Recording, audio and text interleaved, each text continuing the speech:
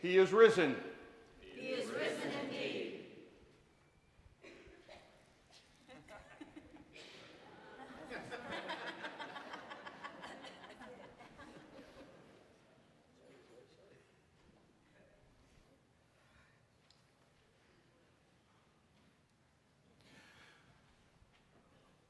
Okay, only on April 1st could I get away with that.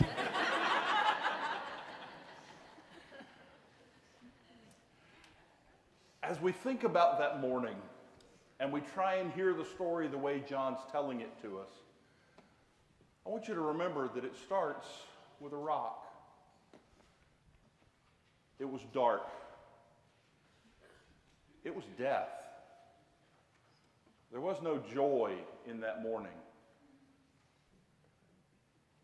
And while we don't get it from John that Martha was worried, or Mary was worried about the stone being in her way, the reality in our lives is there often are things that are barricades that we are perceiving will be in the way for us. Worries,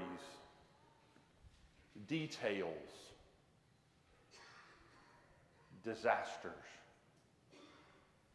If Mary was worried at all about that stone that morning, the stone became the least of her worries when what she thought was going to be the blockade turned out to be the cause for panic. Because with the stone gone, now it was clear that we had a case of grave robbery. If the religious rulers were so upset about the possibilities of Jesus being brought out of the tomb and his disciples saying falsely, "He has risen," Mary's thinking they've absconded with the body. She doesn't look in. She doesn't verify it. She sees something. She makes the assumption, and then she runs for help. Peter, I'm going to call him John, even though the text says the one that Jesus loved. I think it was John. John's just kind of rubbing at his nose there with Peter, kind of like he does in the foot race of, ha, I got there first. But goes to find Peter, goes to find John, says they've taken him. They run to the tomb, they find it empty. John stops short of going in. Peter, of course, no thoughts, just plows straight in. And the text tells us that he believed. But then the author makes it clear that they didn't know at that point that Jesus was going to rise from the dead. So what is it they're believing? They're believing Mary's testimony. The tomb is empty. When you hear the tomb is empty, as an Easter profession, first thing in the morning, we know that's good news. She saw it as utter disaster. As for how the disciples experienced it, we don't really know because they just walked away. They went back home. No explanation why. But Mary continues in her grief because death is the order of the day. Death is what we expect. It's what she has experienced. It's the norm. Have you ever realized this is one of the few instances in the Bible where when angels appear and speak to someone, the first words out of their mouth are, "Do not be afraid"? Mary is so caught up in the grief, so caught up in the anxiety of the moment that she doesn't even recognize it's time to panic because there are angels in front of me. Why are you crying?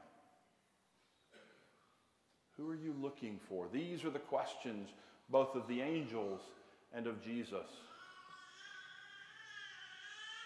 Exactly. It's a crying time.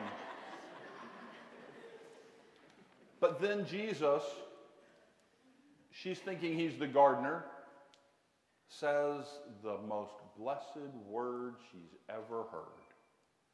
What was it? No. It was Mary. Because as soon as he called her name, she recognized him.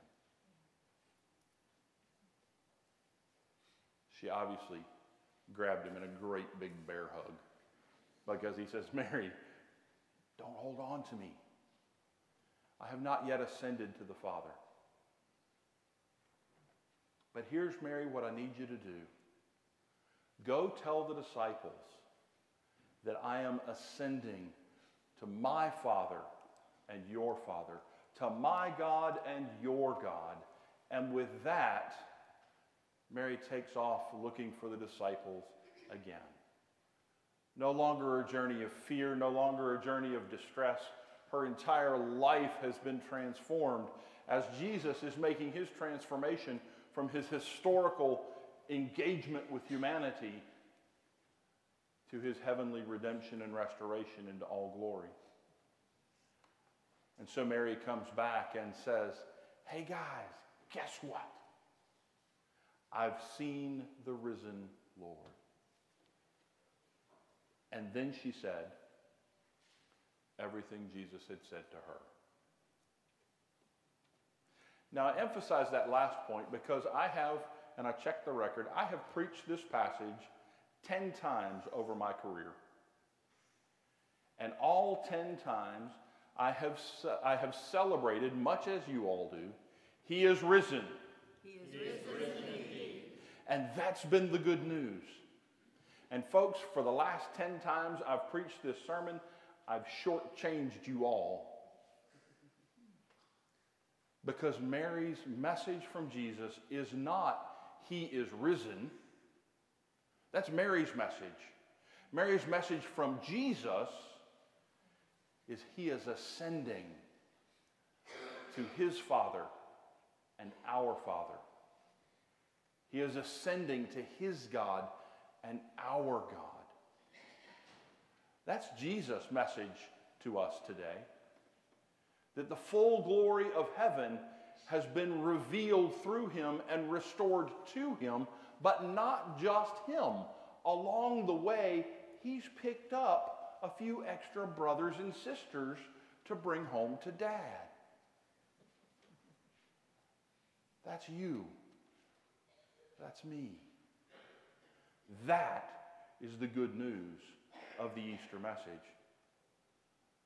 Death has lost its victory because death has been defeated through the love of God. Any obstacle we may perceive to be in our way shrinks under the power of God Almighty and his love for you and for I. Resurrection, while a glorious day and a miracle uncomparable, is simply another stop on the journey to full restoration to God. That's the journey we take today. And that is why we celebrate.